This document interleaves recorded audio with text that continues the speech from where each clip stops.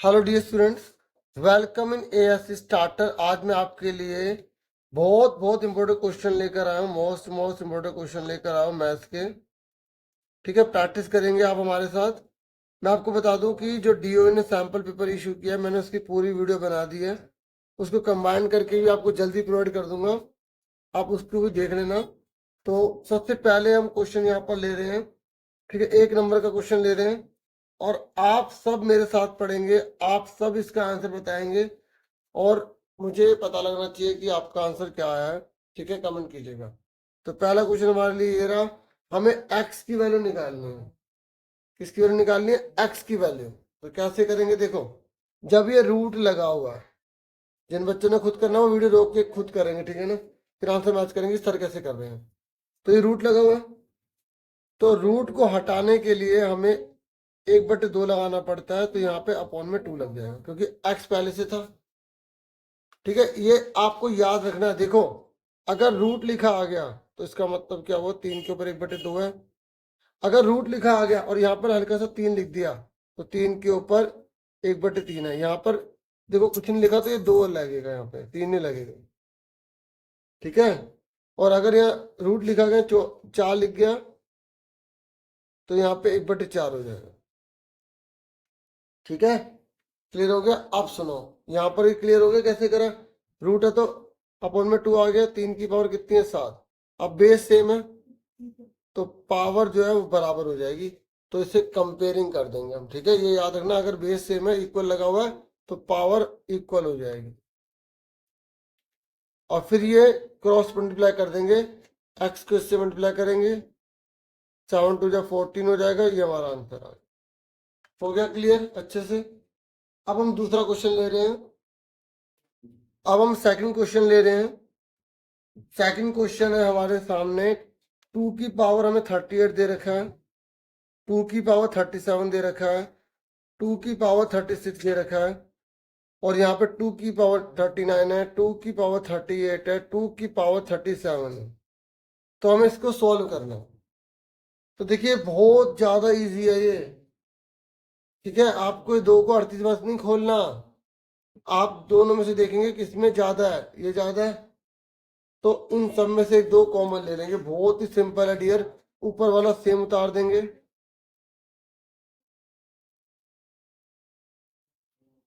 फिर 2 कॉमन ले लेंगे। तो यहाँ पर 39 है तो 38 बचेगा, या 38 है तो 37 बचेगा क्योंकि एक बाहर ले लिया ना। ठीक है, और यहाँ पे 37 तो कितना बचेगा? 36। और देखो ऊपर वाले का पूरा सेम हो गया। ऐसे क्वेश्चन कोई भी और आ जाए, क्योंकि हो सकता है नया बना के दे दे, आपको ढूंढना है आसान तरीका। ये पूरा का पूरा सेम इससे कट गया, ऊपर कुछ नहीं तो 1 लिख लेंगे, तो आंसर कितना आ गया? 1/2 आ गया। समझ में आ गई? क्लियर हो गया कैसे करें? ठीक है, उसके बाद अब हम अगला क्वेश्चन ले रहे हैं। क्वेश्चन नंबर अब हम नेक्स्ट ले रहे हैं।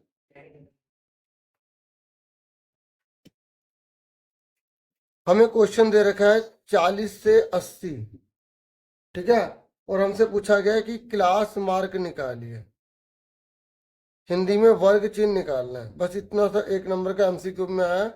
तो आप 40 प्लस 80 दोनों को जोड़ के आधा कर देंगे तो आपका आंसर आ जाएगा 60। इसे ही क्लास मार्क कहते हैं। क्लियर हो गया आपको? ठीक है, आपको पता होना चाहिए कि इसे क्या बोलते हैं। इसे बोलते हैं लोअर लिमिट। अगर आपसे खाली पूछेगा लोअर लिमिट बताइए, अगर आपसे पूछेगा निम्न सीमा बताइए, तो आप 40 बोलेंगे। अगर आपसे बोल रहा है अपर लिमिट बताइए, तो आप 80 बताएंगे। ठीक है, उस सीमा इसकी 80 है। क्लियर हो गया आपको? ठीक है, समझ में आ गई? अब जैसे ये क्वेश्चन लिखा आ गया 834 इसने बोला रेंज निकाले, क्योंकि कुछ क्वेश्चन जो है बिल्कुल इजी होते हैं, हमें ध्यान में रखने चाहिए। तो परास का मतलब होता है आपको हाईएस्ट नंबर में से लोएस्ट नंबर घटा देना है। सबसे बड़ा नंबर कौन सा है? 8। सबसे छोटा कौन सा है? 2। तो हमारा 6 आंसर आ।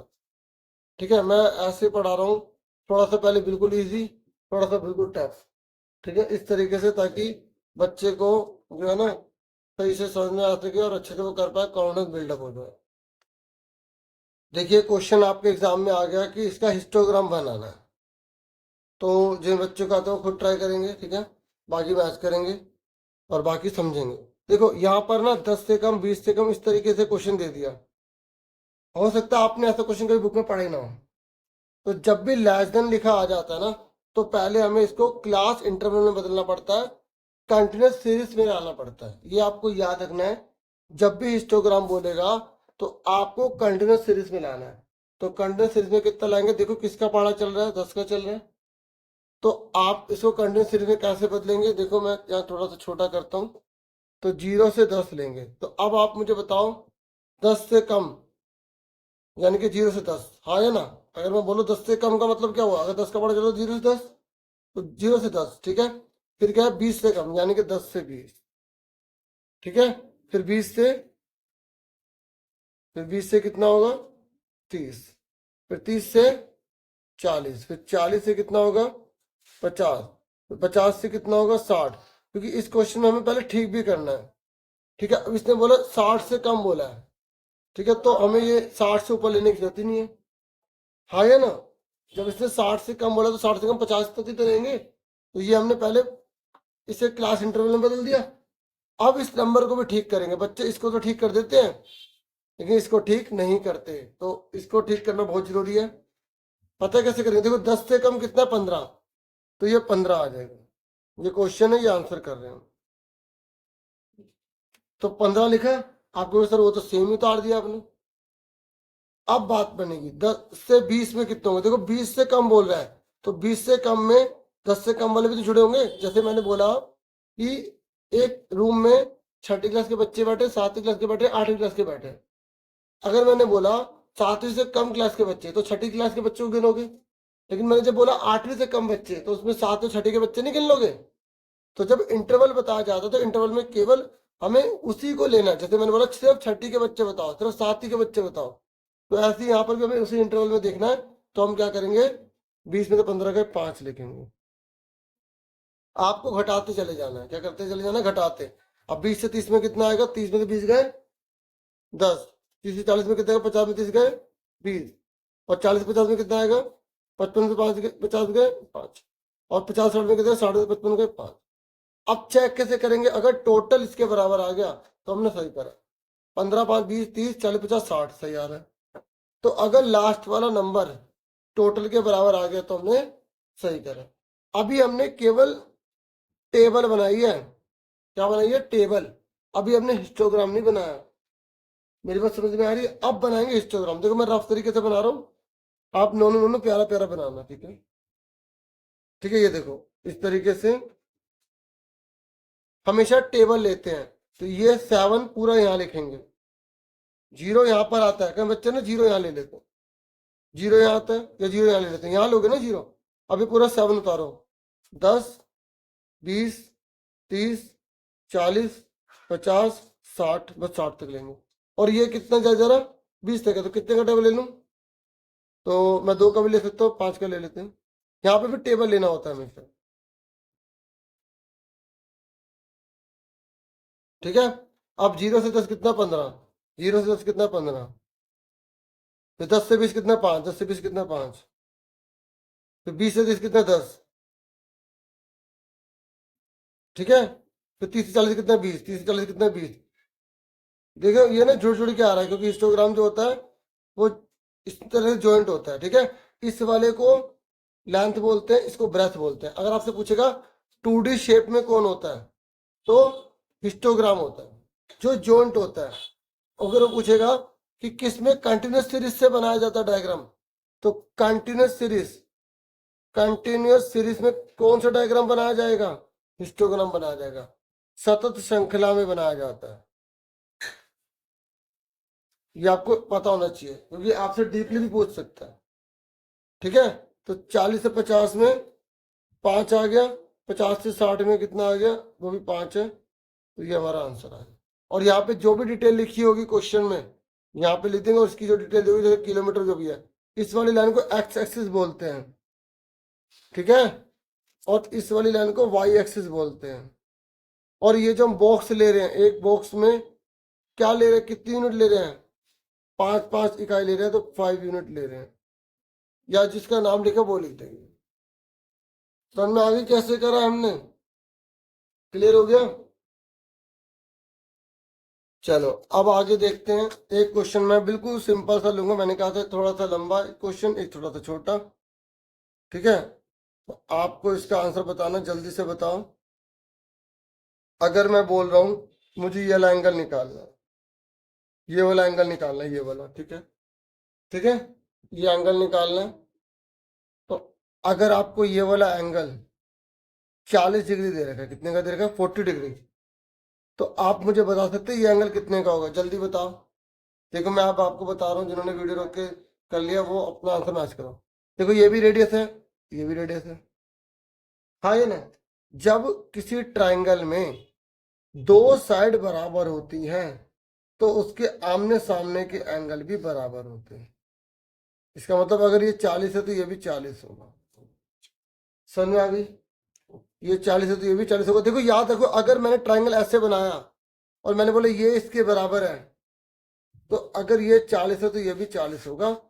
मतलब अगर आपको कंफ्यूजन हो रही है ना, आपने कहा सर मैंने तो ऐसे याद कर रखा है, शीट आपके पास है, कॉपी आपके पास है, क्वेश्चन पेपर आपके पास है, घुमा दो उसे, ठीक है, अपना वही बन जाएगा ना। ये आपको समझना है। सर में आ गई। तो ये 40 का, ये 40 का, तो ये कितने का होगा। एक ट्रायंगल का टोटल कितना होता है, 180 होता है। तो देखो ये 40 है, ये 40 है, तो ये कितने का आ गया, 100 का आ गया ना, आया ना, क्योंकि तीनों का टोटल 180 होता है। अब मुझे बताओ ये कितने का होगा।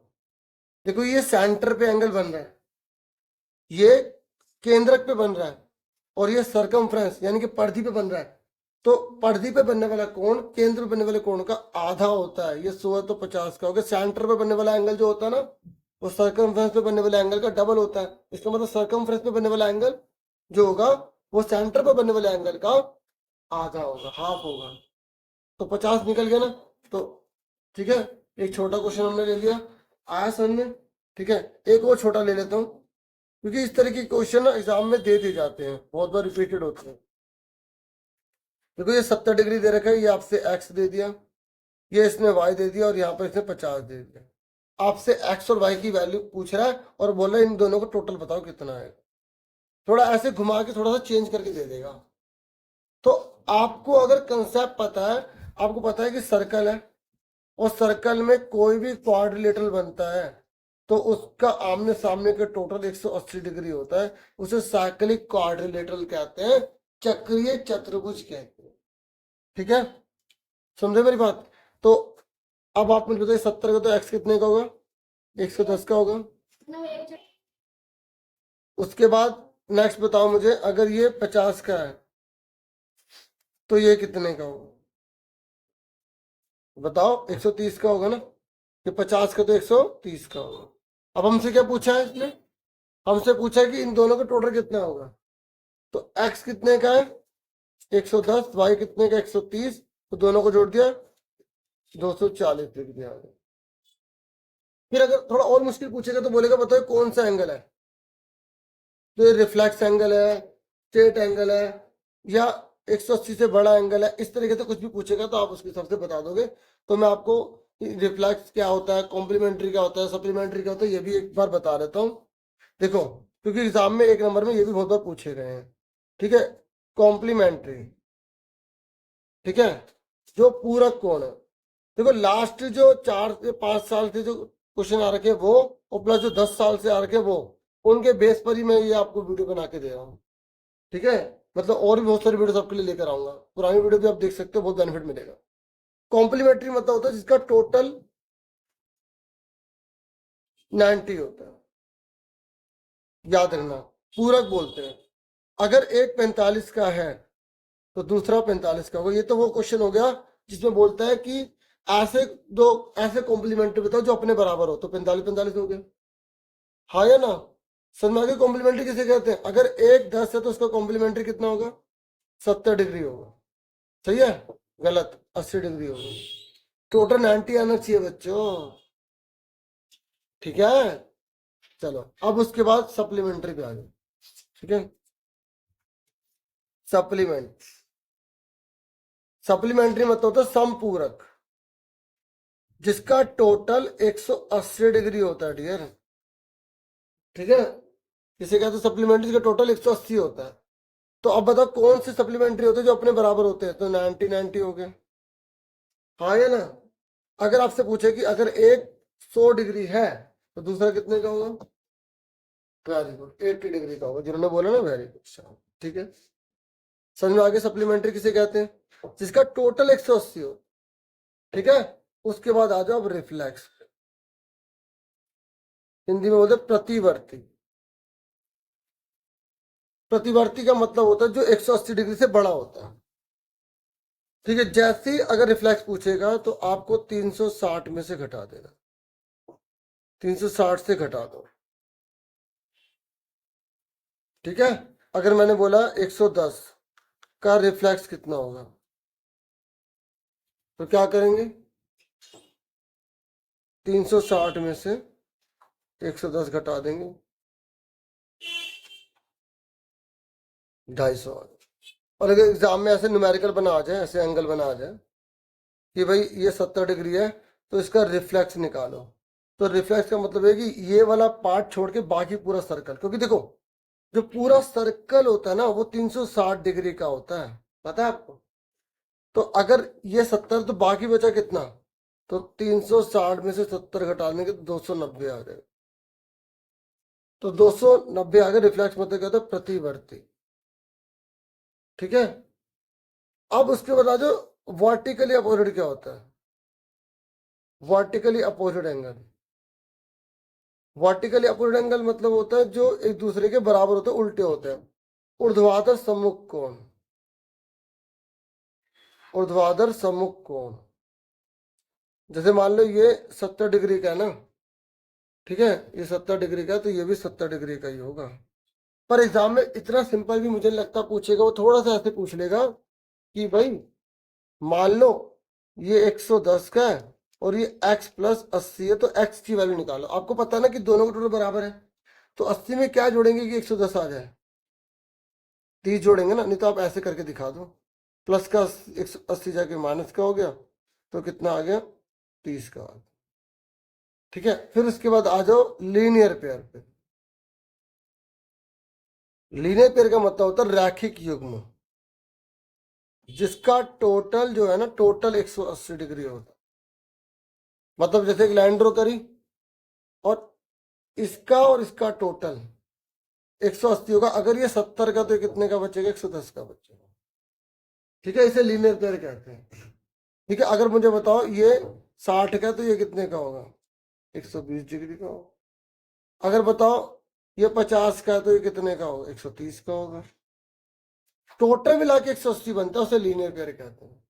अब जैसे थोड़ा टफ करेगा तो यहाँ पे लिख देगा x प्लस ये 40 है, ये 2x प्लस 40 है, तो x की वैल्यू निकाली। तो देखो अगर कुछ भी लिखा आ जाए तो टोटल तो 180 रहेगा ना, x प्लस 40, 2x प्लस 40 बराबर 180, 2x और एक x कितना होगा? 3x प्लस 80 बराबर 180, प्लस का 80 जाके क्या हो जाएगा? माइनस का हो जाएगा, 100 बचेगा। ठीक है, और फिर 3 जाके डिवाइड हो जाएगा, इतना लिख देना। अगर पॉइंट में बोलेगा तो पॉइंट में लिख देना, और अगर मिक्स फ्रैक्शन में बोलेगा तो मिक्स फ्रैक्शन में लिख देना। मिक्स फ्रैक्शन कैसे बनाते हैं? ऐसे करके 3 तिया 9, एक बचा, 3 तिया 9, एक बचा, तो जो नीचे है वो नीचे रहेगा, ये नीचे वाला ऊपर चला जाता है, ये वाला साइड में चला जाता है। तो जैसे बोलेगा वैसे आप लिख दो। आई समझ में? ठीक है, अब एक छोटा सा क्वेश्चन ले लेते हैं। ये एक इक्विलेटरल ट्रायंगल है, किसे कहते हैं? इक्विलेटरल समबाहु त्रिभुज। ठीक है, समबाहु त्रिभुज कहते हैं। और अगर बोले कि इसकी एक साइड 10√3 है, कितनी है? 10√3। तो इसका आपको पैरामीटर निकालने के लिए पूछा है, पहले चीज। दूसरा चीज इसने बोला है इसका सेमी पैरामीटर निकालिए। तीसरा आपसे पूछा है कि इसका एरिया निकालिए। मतलब पहला इसने पूछा है मान लो परिमाप निकालिए, दूसरा पूछा इसका अर्ध परिमाप निकालिए, और तीसरा इसने बोला इसका क्षेत्रफल निकालिए। ठीक है, देखिए जब भी पैरामीटर आ जाए, किसी का भी आ जाए ना, तो बाउंड्री के टोटल को पैरामीटर कहते हैं। और क्योंकि ये इक्विलेटरल है, इसमें तो तीनों बराबर होंगे। अगर एक tan√3 है, ये tan√3 लिखा है मैंने, अगर एक tan√3 तो तीनों tan√3 हुए। या तो आप tan√3 3 बार जोड़ दो, है ना, तो कितना होगा 10 20 30, तो कितना आ गया 30√3। देख लो, ये √3 को जोड़ के यहाँ पे 9 मत कर देना, ठीक है। तो 10 20 30 √3 होगा ये, इसलिए मैंने पैरामीटर भी दे दिया था। और अगर आपसे अर्ध पैरामीटर पूछ रहा है, अर्ध परिमाप पूछ रहा है, तो इसका आधा करने के लिए कह रहा है वो, तो 30√3 का आधा कर दो, तो 30 का आधा 15, 15√3। ये मत करना कि √3 का भी आधा करने लग जाओ, ये देख लो मैंने कैसे करा, इसलिए मैंने रूट वाला लिया है। ठीक है, अगर आपसे जैसे क्षेत्रफल पूछ रहा है, एरिया पूछ रहा है, तो एरिया का फॉर्मूला क्या होता है इक्विलेटरल में। आप इसमें हीरोन मत लगाने लग जाना, जब तीनों साइड बराबर है तो हीरोन थोड़ी लगाएंगे, हमें इक्विलेटरल का ही फॉर्मूला लगाना है। बताओ इक्विलेटरल एरिया का क्या फॉर्मूला होता है, आप फॉर्मूले वाली वीडियो देख लेना बच्चों। तो √3/4 साइड की पावर 2, हिंदी में भुजा की घात 2। ठीक है, हिंदी में क्या लिखेंगे, √3/4 भुजा की घात 2 होता है, ये आपको याद रखिए। ठीक है, अब देखो फटाफट जल्दी से देखो, ये ना √3/4 साइड कितनी है tan√3, 2 बार लिख लेंगे। लिख लिया, लिख लिया, 2 बार, 2 बार क्यों लिखा, पावर 2 लगी है। ठीक है, अब सॉल्व करो, तो 4 है ना, 2 2 4, 2 5 10 कट गया, फिर 2 5 10 कट गया। ठीक है, तो √3 एक 3 बन गया, और 5 लिखा, 5 लिखा, और ये √3 ऐसे रह गया। तो 5 5 25 से 75, 75√3। अगर जो भी लिखा सेंटीमीटर मीटर जो भी लिखा यूनिट लिख देंगे। मान लो ये सेंटीमीटर में है, तो यहाँ पर क्या लिखेंगे सिर्फ सेंटीमीटर, यहाँ पे भी क्या लिखेंगे सिर्फ सेंटीमीटर, और यहाँ पे क्या लिखेंगे सेंटीमीटर की पावर 2, क्योंकि एरिया एरिया में 2 लगाना पड़ेगा। अब ये चीज याद रख लो, देखो मैंने क्या करा, √3 करके एक 3 कर दिया ना। तो आपको ये याद रखना है कि हर रकम में 2 रूट होते हैं। जैसे 2 है, तो 2 का क्या होगा √2 मल्टीप्लाई √2, 3 का क्या होगा √3 मल्टीप्लाई √3। तो अगर मान लो √5 लिखा गया, तो इसका मतलब क्या होगा 5 हुआ। ठीक है, अगर √7 मल्टीप्लाई √7 आ गया, तो इसका मतलब 7 हुआ। ठीक है, जैसे मान लो एक नंबर का क्वेश्चन आपसे पूछ ले कि 1/√7 का परिमेयकरण करो, परिमेयकरण करो मतलब रेशनलाइज करो, तो कैसे करोगे, तो 1/√7, ये चीज ऊपर चली गई, ये चीज नीचे आ गई, तो इसको इससे मल्टीप्लाई करेंगे, और देखो 2 हो गए, और जब 2 रूट हो जाता है तो 1 रूट बन जाता है, मतलब एक रकम बन जाती है, होल नंबर बन जाता है। ये हमारा आंसर आ गया। ठीक है, तो अभी मैं वीडियो में विराम लूंगा, इतना ही होगा इस वीडियो में। जल्दी आपके लिए और भी बहुत सारी वीडियोस लेकर आऊंगा। ठीक है, तो इस तरह मुझसे जुड़े रहिएगा। Thank you for watching and listening carefully. Take care yourself dear students.